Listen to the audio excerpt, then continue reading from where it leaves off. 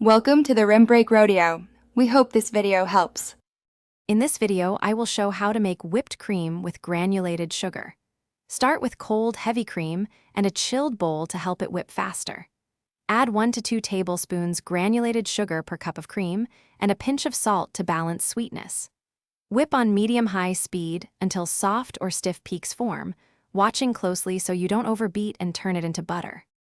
When sweetening, sprinkle sugar in slowly as you whip so granules dissolve into the cream and you avoid graininess. If you prefer, use superfine sugar or briefly pulse granulated sugar in a spice grinder to make it finer. Once you reach soft peaks, add vanilla, citrus zest, or 1 tablespoon liqueur and gently fold to combine without losing volume. Taste and adjust sweetness before serving or chilling. If you're finding this video helpful, please subscribe and like to support more easy cooking guides. Quick recommendation: life's too short for a stinky car, so grab Little Tree's black ice as a small treat that keeps your drive smelling clean while you run errands for ingredients. Check the description for the link and other deals and enjoy the fresh scent. Now let's get back to the video.